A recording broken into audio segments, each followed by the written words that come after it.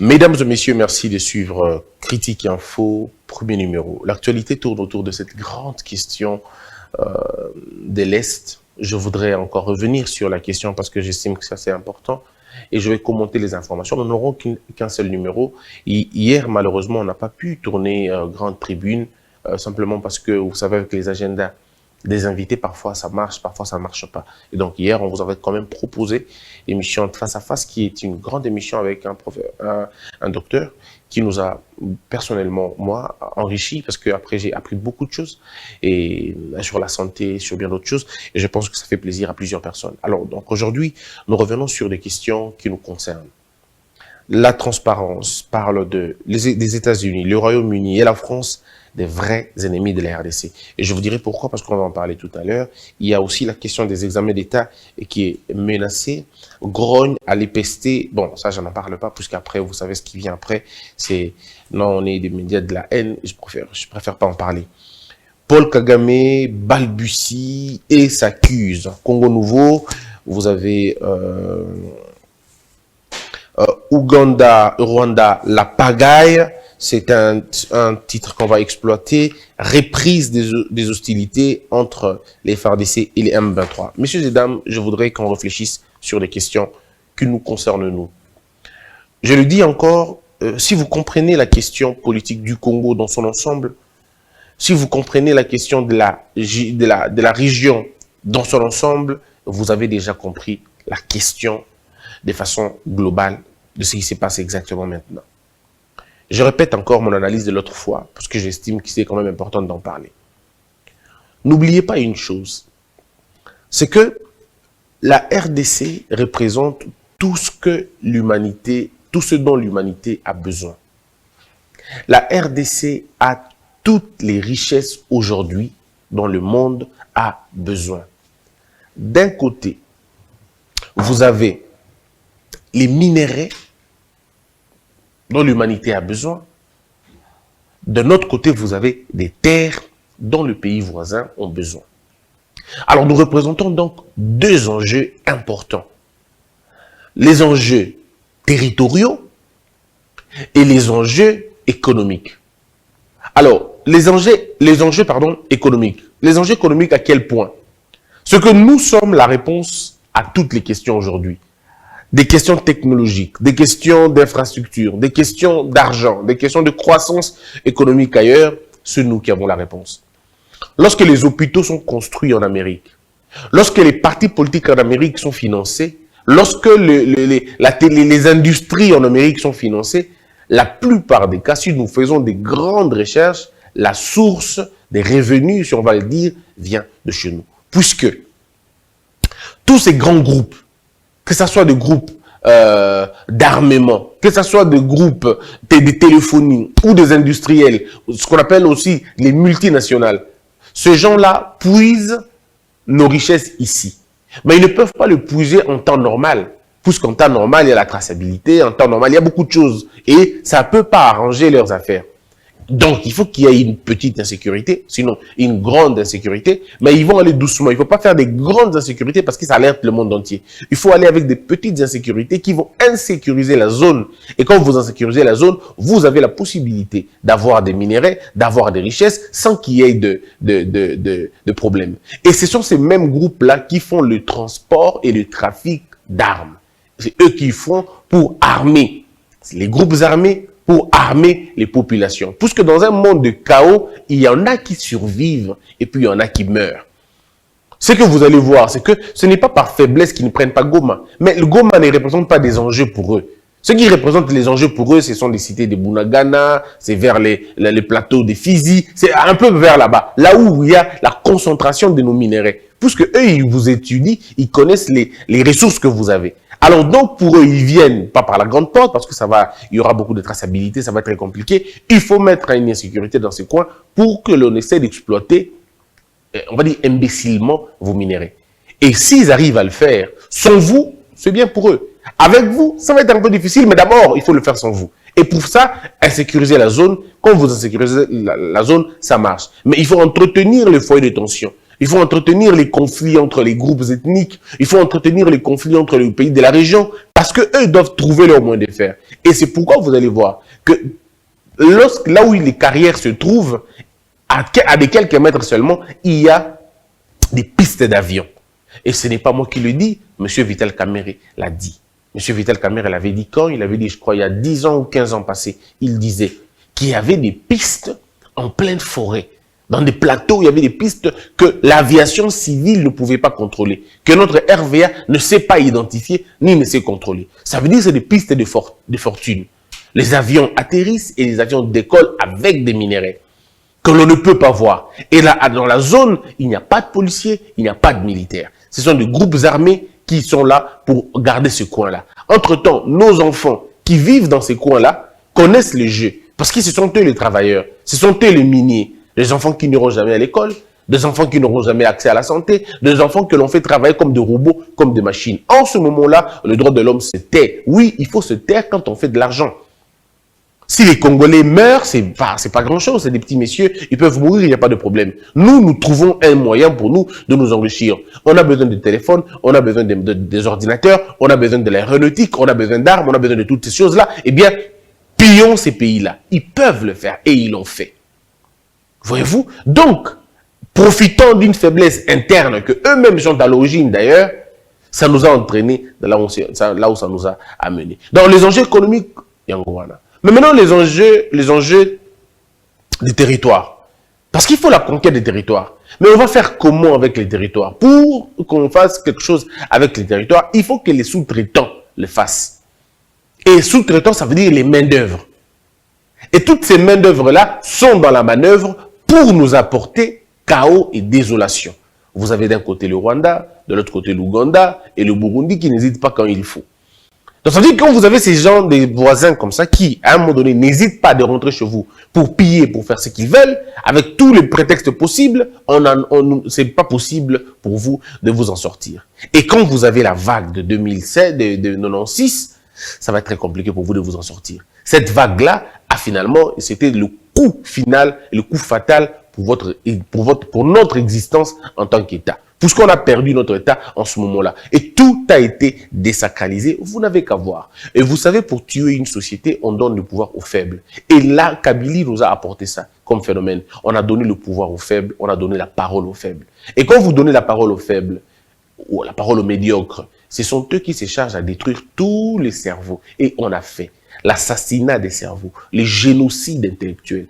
Dans le système éducatif, on a assisté à un génocide intellectuel. La vente de diplômes, la commercialisation de points, la vente de postes. La politique est finalement rentrée dans l'université pour l'appauvrir complètement. C'est dans cette période-là que vous avez vu des professeurs sécher les universités pour devenir ministres, pour devenir directeurs de cabinet, des personnes qui n'ont pas été à l'école, des personnes qui n'ont absolument rien. C'est en ce moment-là que vous avez vécu la clochardisation de l'intellectuel congolais.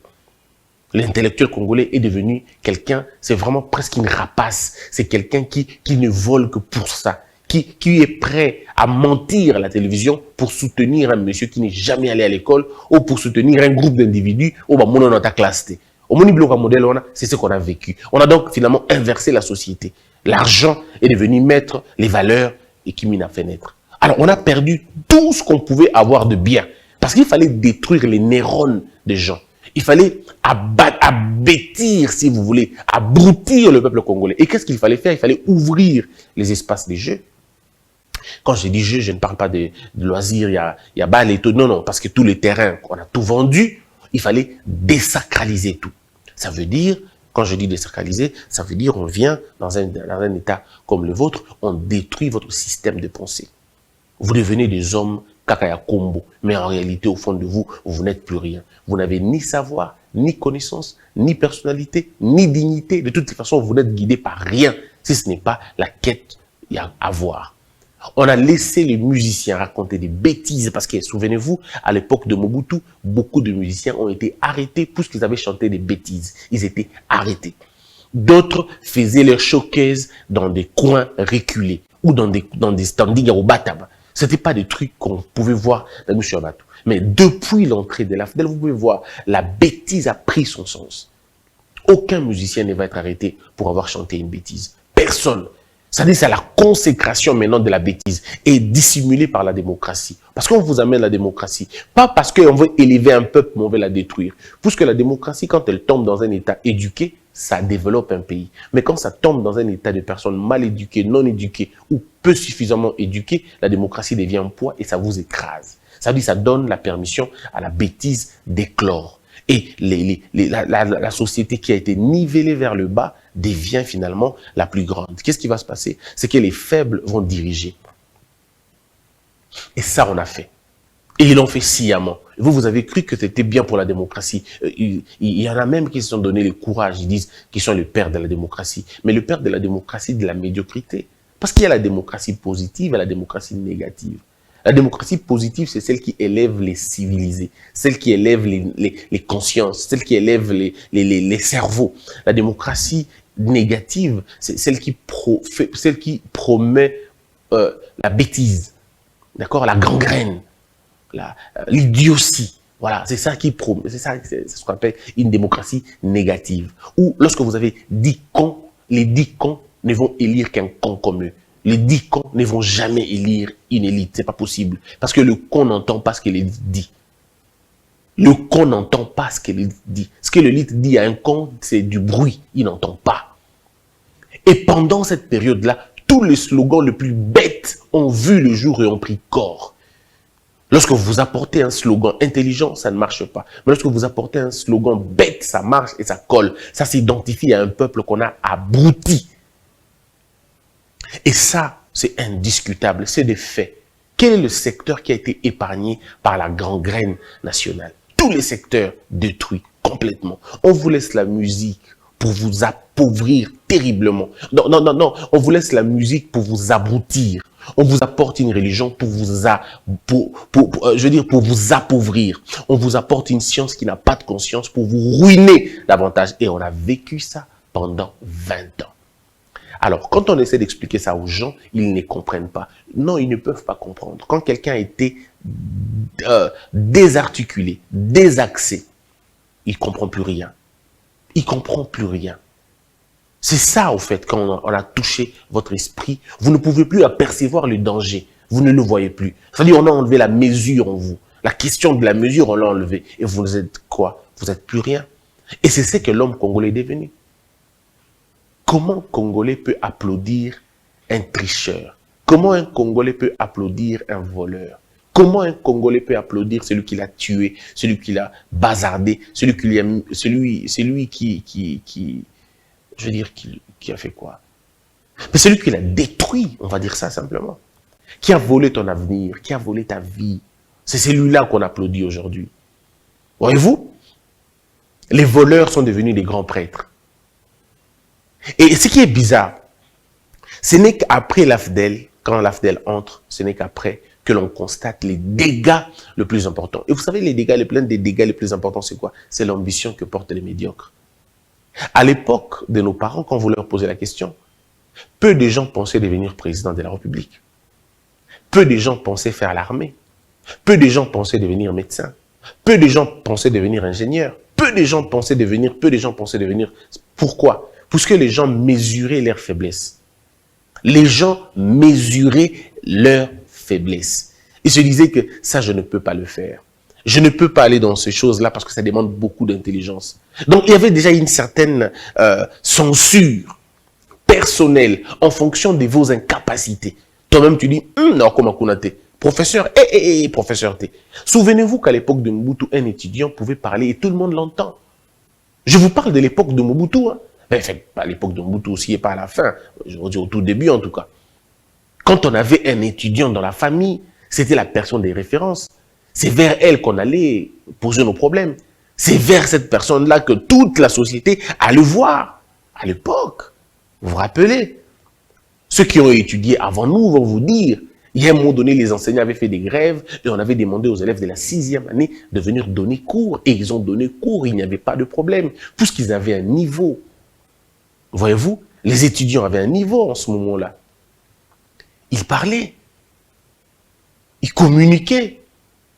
Regardez encore quelque chose de fondamental que vous n'allez peut-être pas remarquer. Mais quand un ministre parlait à la télévision, mais c'était des messieurs. Un commissaire du peuple, mais c'était un monsieur. Le représentant du peuple à l'époque, c'était des hommes. Quand vous les entendez parler, mais vous dites, c'est bon, ici, ça va. Les juges à l'époque, les magistrats à l'époque. Vous avez des gens comme Marcel Yaou, mais attendez, qu'est-ce que c'est que ça? Ça, c'est une icône. C'est des icônes, des gens comme ça. Mais depuis l'AFDEL, vous avez vu ce qui s'est passé? La destruction totale. Qui est étudiant aujourd'hui? C'est un voyou, c'est un bandit, tout ce qu'il dit, c'est la même chose que la société. Pas tous les étudiants, pas tous. S'il y en a encore qui sont sérieux. Mais aujourd'hui, il n'y a pas de différence. Allez dans les deuils des voyous, allez dans les deuils des étudiants, c'est la même chose. Ils sont tous torse nus, ils rentrent tous à l'envers du véhicule, ils racontent tous des bêtises. C'est la même chose. Il n'y a vraiment plus de différence. Allez-y à l'Assemblée nationale, mais c'est pratiquement comme dans un marché. Le sacré n'existe plus. Les députés qui s'insultent, mais alors vous n'avez aucune idée, qui sont même prêts à poursuivre un président de l'Assemblée nationale pour le cogner et le taper. Ailleurs, on voit des œufs, des oranges qu'on est en train de lancer au bureau, un peu comme pour dire « arrose sur ce que vous faites ». Mais chez nous, ce n'est plus le cas.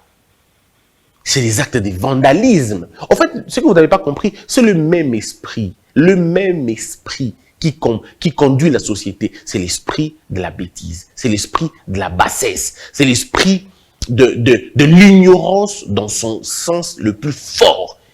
Mais ayons le courage de dire que cette histoire a commencé quelque part.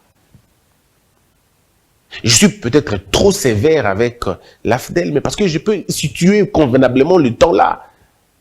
Je peux situer ces moments-là. À l'époque, on avait l'agonie peut-être, on avait déjà des signes précurseurs que ça n'allait plus. Mais regardez comment la conférence nationale souveraine s'était tenue. Regardez vous-même, vous allez voir. Regardez comment la conférence nationale souveraine s'était tenue. Des participants. Regardez, et entendez encore les cassettes. Les participants. Regardez les niveaux de débat que ces gens-là ont menés. Mais regardez les débats qu'il y a à l'Assemblée nationale. Regardez les débats qu'il y a là-bas. C'est de la foutaise, mais alors foutaise totale. Donc, c'est pour dire tout simplement que ces gens-là ont réussi à faire quelque chose de formidable pour eux, détruire le Congolais dans tout. Aujourd'hui, les dégâts que j'étais en train de dire tout à l'heure, c'est que les faibles ont des ambitions que vous ne pouvez pas imaginer. Aujourd'hui, c'est tout le monde qui rêve de devenir président. Tout le monde rêve de devenir président. Puisqu'à un moment donné, on a désacralisé cette fonction-là. On a dit aux Congolais que tu peux ne pas avoir un diplôme, tu peux devenir président. Tu peux ne pas avoir fait des études, tu peux devenir président. Tu peux ne pas avoir fait il y a eu une histoire, mais tu peux devenir président. Puisqu'on a tout désacralisé. On a dit aux gens que tu peux devenir député, même si tu n'as pas fait des études, c'est pas un problème. Tu peux être le plus cancre de la société, mais tu deviendras député. Vous savez qu'il y a des vendeurs de cochons, il y a des vendeurs de viande, il y a des vendeurs des cordonniers. Pas pour les rabaisser, mais vous savez de quoi je parle. Ces gens-là sont devenus des députés. Et vous savez de qui, quand je dis cordonnier, c'est pas un couturier des chaussures, non. Chez nous, on sait l'essence du cordonnier. Vous savez de quoi je parle. Parce que si nous prenons ça, nous disons ça à un Américain, il ne comprendra pas, il dit, mais ce monsieur est en déliré. Le cordonnier, c'est un travail. Oui, c'est un travail. Mais ça, c'est chez vous. Chez nous, ici, non. Chez nous, ici, au Congo, non. Chez nous, ici, au Congo, quand on dit un cordonnier, on voit un monsieur abandonné dans un coin de rue qui fait des chaussures pour les gens. Contre 500 francs, contre 700 francs. Ce n'est pas un couturier de chaussures. Quelque chose de louable d'ailleurs. Chez nous, quand on fait les petits travaux là, ça veut dire qu'on a raté dans plusieurs secteurs de société et on se retrouve là-bas pour chercher à vivre. Et ce sont ces gens-là qui sont devenus des députés provinciaux, des députés nationaux. Posons-nous la question, messieurs et dames. À un moment donné, posons-nous des questions. Qui sont devenus députés? Nous tous, des Congolais, nous connaissons des gens qui sont à l'Assemblée nationale qui ne devraient pas être là. Nous les connaissons. On peut même les citer. Si vous en connaissez, citez dans les commentaires. Des gens qui ne pouvaient même pas se retrouver là-bas, mais ils sont là. Ça étonne tout le monde, mais ça ne dérange plus personne. Puisqu'on nous a enlevé la qualité de l'exigence, on nous a enlevé cette histoire de honte. On n'a plus honte, malheureusement. Les voleurs sont applaudis, les farceurs sont acclamés, les tricheurs sont honorés. Voyez-vous? Alors, comment voulez-vous développer votre pays si vous tuez les valeurs à ce point? Puisque ici, on va dire, c'est la consécration des antivaleurs et le massacre des valeurs. On a tout tué. Alors, je voudrais tout simplement que les gens comprennent le danger dans lequel on se trouve. C'était juste une parenthèse que je vais refermer rapidement. Mais quand on lit l'actualité aujourd'hui, quand vous regardez, parce que si vous comprenez, hein, vous comprenez que je t'entends dire, si vous comprenez la question globale, vous saurez comment ça se passer. Donc, on vous attaque à l'extérieur, on vous fragilise à l'intérieur. On vous épargne, on ne vous parle pas de débat. Pendant 18 ans, dans ce pays, on ne parlait pas de cette histoire à l'est de la République. On ne pouvait pas parler. Vous ne pouvez pas parler parce que vous ne pouvez pas indexer le Rwanda ou l'Ouganda. C'était déjà des choses taboues. Aujourd'hui, on a libéré la parole. Il faut le reconnaître. Aujourd'hui, on peut parler de ces choses-là. Alors, quand vous êtes menacé à l'extérieur et qu'à l'intérieur, les gens ont déjà travaillé en amont pour vous détruire, ben voilà, c'est compliqué. Regardez, lisez les médias rwandais. Prenez le temps de lire les médias rwandais. Aucun média rwandais n'est fait le relais de ce qui se passe au Congo. Aucun. Mais bizarrement, les médias congolais se permettent quand même de faire le relais de ce qui se passe à l'extérieur. Ils disent, non, c'est la liberté de la presse. C'est la liberté, il y a Fouati. C'est quelle liberté? C'est une liberté, excusez-moi de le dire, mais dévergondée. Puisqu'on ne peut pas faire le relais de ceux qui vous agressent. Mais dans tous nos plateaux, vous savez qu'au Rwanda, de toute façon, déjà que là-bas, il n'y a même pas de débats politiques, il n'y a pas de débats ouverts, hein, ça n'existe pas. Il faut respecter le roi, il faut ne pas parler du prince, il faut éviter de l'indexer, vous ne pouvez même pas parler de ces choses-là. Il n'y en a pas d'opposition, et d'ailleurs, vous savez comment ça se passe même avec les opposants qui sont à l'étranger. Donc, mais quand on reste ici, dans leur plateau là-bas, personne ne peut venir louer Tshisekedi. Impossible. Même pas Kabila d'ailleurs. Personne. Aucun journaliste ne peut prendre le risque de dire non, vous savez, hein, le leadership de Tshisekedi à l'Union africaine, nous l'avons aimé, ou le leadership de Tshisekedi là-bas, vous voyez, par exemple, il traite bien les opposants. Vous ne pouvez pas dire ça. Aucun Rwandais ne peut dire à la télévision rwandaise que le président Tshisekedi traite bien les opposants congolais. Il n'y a aucun opposant congolais en prison. Personne n'a été arrêté. D'ailleurs, les opposants font des marches de sensibilisation. Est-ce que vous avez entendu le prélat catholique? Ils se sont en pris au président de la République, mais personne n'a été arrêté. Ils ne peuvent jamais dire ça. Ici au pays, vous avez des hommes, des soi-disant politiciens, ou même journalistes, qui louent le leadership de M. Kagame. Louer le leadership de M. Kagame dans une circonstance bonne, moi je ne refuse pas. Non, pas du tout. Vous n'êtes pas en guerre, je peux louer le leadership de quelqu'un, je peux louer le leadership du président de Botswana, je peux louer le leadership du président ivoirien ou je ne sais pas moi, qui d'autre. Mais le jour où le Congo aura un problème avec l'Afrique du Sud, je ne parlerai plus de leadership sud-africain, point. Le jour où on aura un problème, même le jour où on aura un problème avec l'Amérique, je ne parlerai plus du leadership américain. Même si j'en connais, je ne parlerai plus de ça. Pourquoi? C'est par principe. C'est quoi le principe? C'est le principe du patriotisme et d'un soutien définitif et sans condition même de mon pays. Parce que je ne peux pas comprendre que je sois agressé par des gens et que je me mette à louer ces gens-là. Soit on est malade, soit on est touché on est touché à un niveau tellement fort qu'on ne comprend plus rien, ou alors on fait seulement semblant. Mais parce qu'on ne peut pas comprendre. Parce que ce qui est fait au Congo, on ne le fait pas ailleurs. On ne le fait pas ailleurs. Avec votre démocratie qu'on vous a donnée où vous avez tout le monde peut parler, personne n'écoute l'autre, personne n'a le temps d'écouter les autres, tout le monde parle au même moment et c'est compliqué. Bon, là, si c'est ce que vous voulez comme démocratie, bon, bien évidemment, allez-y et on verra ce que ça va donner. Donc, quand on a compris ces choses, ça vous donne une image de comment vous êtes. Mais maintenant, le journal qui dit États-Unis, Royaume-Uni, la France, les vrais ennemis de la RDC. Mais ces pays-là, les pays que on cite tout à l'heure, ne vont pas nous apporter soutien. Non, ils ne peuvent pas. Ils ne peuvent pas. Nous devons plutôt les contraindre à nous apporter leur soutien. Et comment les contraindre? Je l'avais dit, vous n'avez qu'à regarder mes anciennes vidéos si ça vous intéresse. J'ai donné un point de vue de l'interne. J'ai dit comment nous pouvons travailler à l'intérieur pour nous aider à avoir une belle image à l'extérieur. Nous devons nous éviter la cacocratie. Ça veut dire la gouvernance par des médiocres. Nous devons chasser avec la dernière énergie tout acte de faiblesse, tout acte de corruption, tout acte d'anti-valeur. Si le Congo se réveille pour célébrer les valeurs, rendre le culte au sacré, donner la place à la méritocratie, travailler dur et imposer la culture du travail, la culture de l'excellence, le savoir et la culture de la connaissance, rassurez-vous que l'humanité tout entière va nous respecter. Et ces choses-là vont commencer quand on aura défini la question sécuritaire et la question de défense. La question sécuritaire, ça veut dire, si nous commençons maintenant à opiner dans le sens de réformer refonder notre armée, redonner à notre armée l'identité d'une armée congolaise, pas d'une armée régionale, où l'on va trouver des Rwandais, des Burundais au sein de notre armée. Si nous commençons déjà, nous, à travailler sur cette question-là, d'abord de l'identité de notre armée, puisque une armée, c'est la colonne vertébrale d'un État. Notre armée, c'est notre force.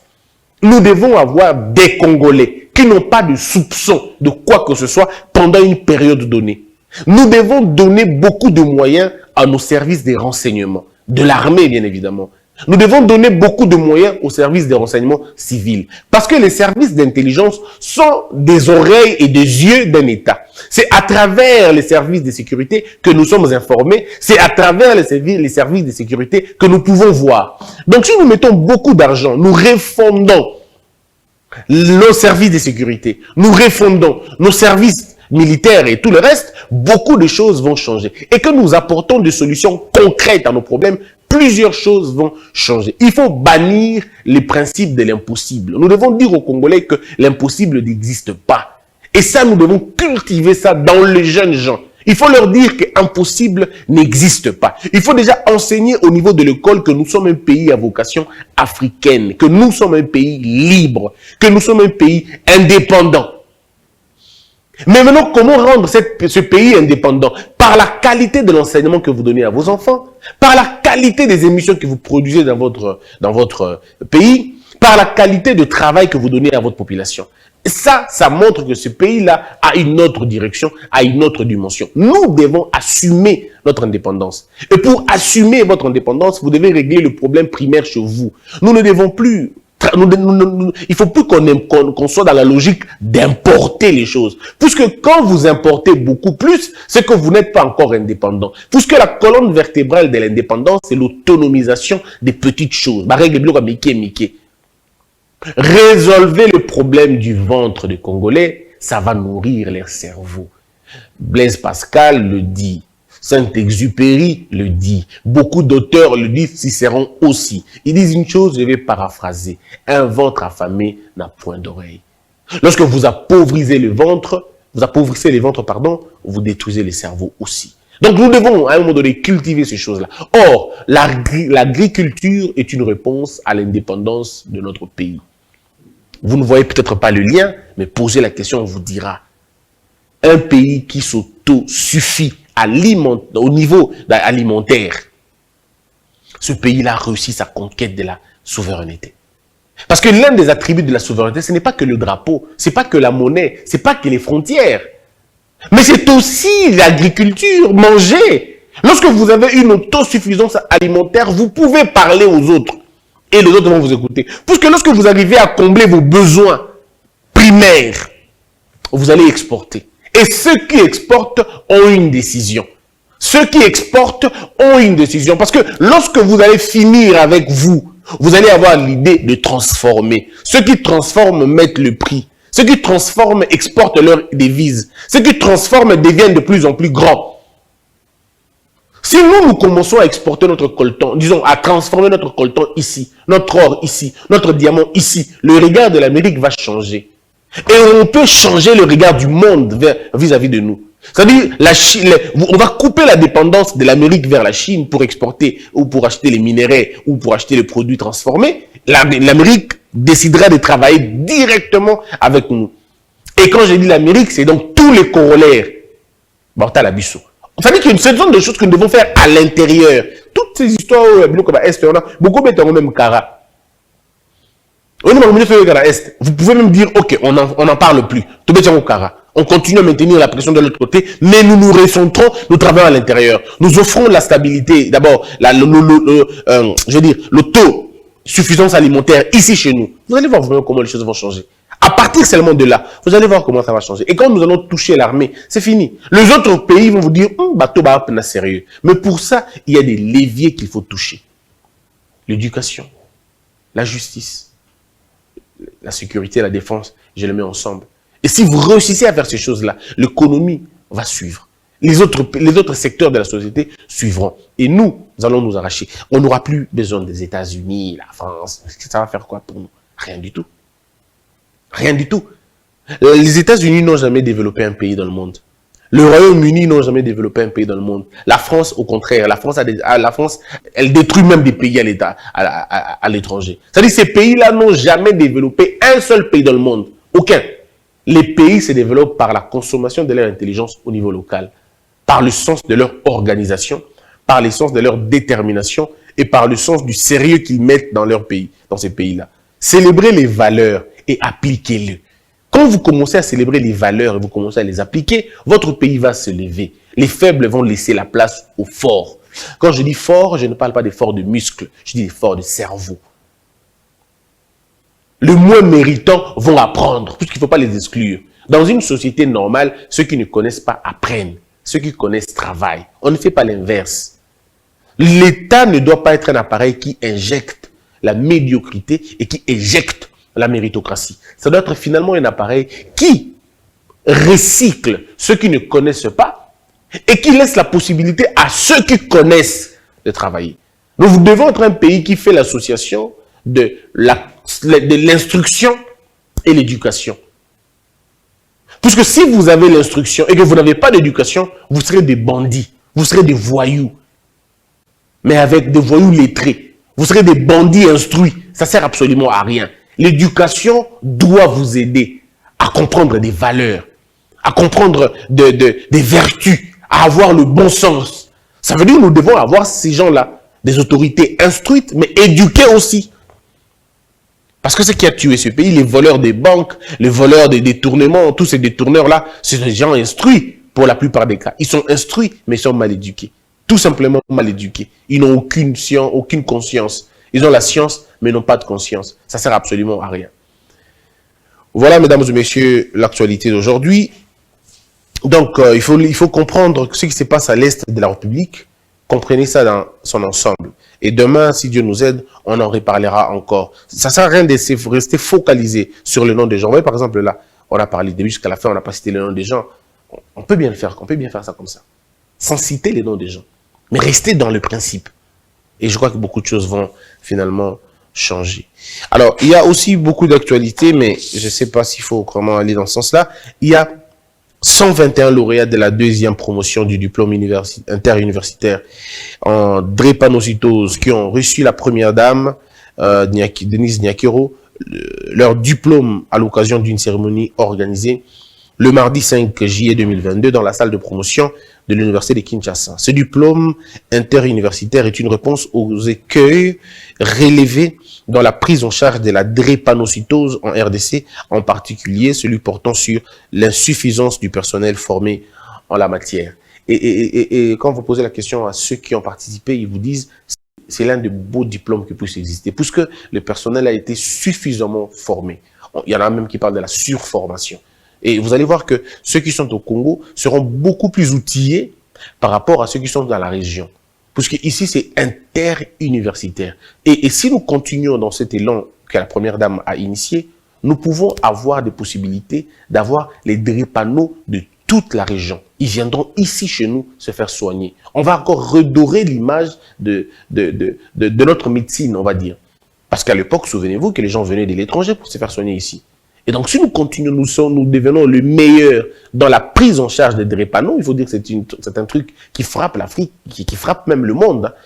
Bon, c'est vrai, en Occident, ils ont trouvé beaucoup de solutions, mais en Afrique, c'est compliqué parce qu'il y a l'ignorance, il y a plein de choses. Moi, j'ai parlé avec beaucoup de gens, quand tu lui poses la question, c'est quoi ton groupe sanguin, il dit qu'il est du Bandundu. Voyez-vous, par exemple. Tu poses la question à quelqu'un, est-ce que tu connais ton électrophorèse? Et il dit, donc, un gars, papa, à Salaki, médecine. Oui, c'est pas possible. Je pose la question de l'électrophorèse. Est-ce que vous savez qu'il y a beaucoup de mariés, des couples, qui n'ont pas fait l'électrophorèse? Bah, ça l'a monté. Ça dit, moi, si il y a quelque chose à Moi, l'habité sur la SS, à habiter. Voyez-vous, ils ne connaissent pas. Donc, il faut maintenant prévenir en instruisant les gens, en leur disant exactement ce que c'est, parler à l'école, parler dans le média, parler dans les églises, il faut en parler. Il faut en parler. L'église fait mal. L'église échoue en disant, nous, avant Yakobal Sabino. Non, ça ne devrait pas être un truc avant Yakobal Sabino. Ça devrait être un truc avant Balingana. Ça veut dire, les frères et les sœurs de l'église, un jour, l'église peut dire à tous les frères, à toutes les sœurs, pour que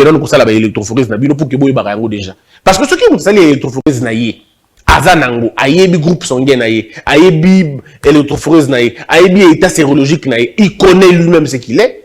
Quand il rencontre une femme, et quand il y a une balaye, à retour naïe, bon, il y a une électrophoreuse nini. AT, AS, AS, AT, en tout cas, et aussi Mbaté, monsieur Mbalé, et comment compliqué. Ne faites pas des calculs là-bas. Si vous êtes AS, excusez-moi, ne faites pas des calculs. Évitez tout simplement. Et dans l'auto, on a la poto, comment ça, mais tout ça, la poto, toza awa. Yoza SS. Moi aussi, na OP SS. Bon, pourquoi? Excusez-moi de vous le dire, mais pourquoi allez-vous faire ces choses-là? Donc, c'est des choses qu'il faut finalement corriger. Qu'il faut voir. C'est mon point de vue, en tout cas, si vous l'acceptez, bon, c'est bon. Voilà un peu. Et donc, si la première dame est en train de le faire, moi, je suis très, très, très content que ça ait ma bongo. Et on ne peut que remercier. Merci de nous avoir suivis, que la peur quitte nos esprits et que Dieu bénisse les RDC. Debout, Congolais, unis par le sang, unis dans le fort pour l'indépendance. Tués aux hommes, ces zombies noirs, Daïmana, Chino, Tweneleye, Nakinyabana, Piko, Namosala, Totongambo, Kakoleka, Kitoko, Nakinyabana, Kongo, Toyembali, Toyembolonde, Yalisa.